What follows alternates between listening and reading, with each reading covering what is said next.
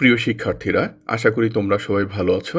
আজ তোমাদের সাথে আমি র্যামিলে যেসব বিষয় অন্তর্ভুক্ত হবে না সে বিষয়গুলো নিয়ে বিস্তারিত আলোচনা করব।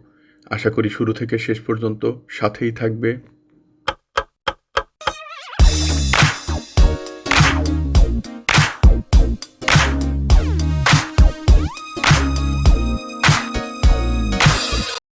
প্রথমেই আমি তোমাদের সাথে একটি টিপস শেয়ার করতে পারি।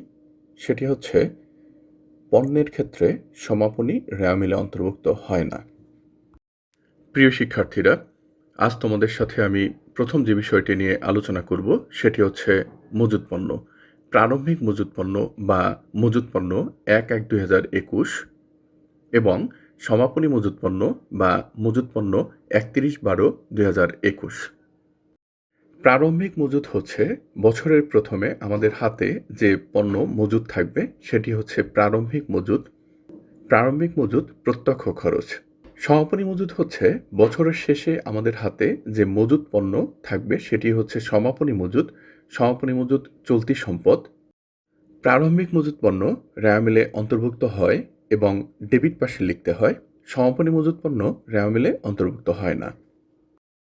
কিন্তু আমাদের জেনে নেওয়া দরকার, কেন সমাপনী মজুত পণ্য র্যামিলে অন্তর্ভুক্ত হয় না।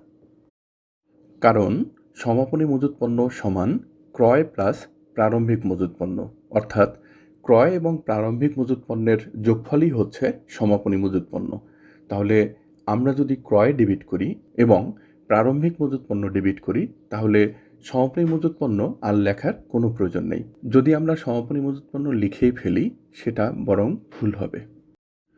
কিন্তু র্যামিলে সমন্বিত ক্রয় থাকলে বিষয়টি ভিন্ন হবে। র্যামিলে সমন্বিত ক্রয় থাকলে প্রারম্ভিক মজুত পণ্য র্যামিলে অন্তর্ভুক্ত হবে না, সমাপনী মজুত পণ্য র্যামিলে অন্তর্ভুক্ত হবে। অর্থাৎ সমাপনী মজুত পণ্য আমরা ডেবিট করব। কিন্তু কেন? কারণ হচ্ছে সমন্বিত ক্রয় সমান প্রারম্ভিক মজুত পণ্য যোগ নিট ক্রয় মাইনাস সমাপনী মজুত পণ্য।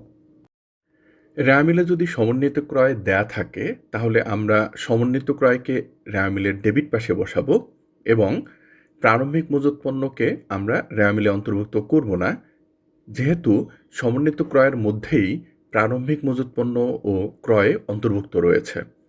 বরং আমরা প্রারম্ভিক মজুত পণ্য যদি ডেবিট করেই ফেলি, তাহলে এ বিষয়টি র্যামিলে দুইবার দেখানো হবে। তাহলে আমরা কি করব? আমরা প্রারম্ভিক মজুত পণ্য র্যামিলে না দেখিয়ে আমরা সমাপনী মজুত পণ্য র্যামিলের ডেবিট পাশে দেখাবো। প্রিয় শিক্ষার্থীরা, আশা করি তোমরা বিষয়টি খুব ভালোভাবেই বুঝতে পেরেছ। তোমাদের যদি কোনো প্রশ্ন থাকে, তোমরা কমেন্ট বক্সে প্রশ্ন করবে। আমি তোমাদের প্রশ্নের যথাযথ উত্তর দেওয়ার চেষ্টা করব। খুব দ্রুতই হয়তো অন্য যে কোনো একটি গুরুত্বপূর্ণ ক্লাস নিয়ে তোমাদের সাথে আবার দেখা হবে। সে পর্যন্ত সবাই সাবধানে থাকবে, নিরাপদে থাকবে এবং ভালো থাকবে। আল্লাহ হাফেজ। আসসালামু আলাইকুম।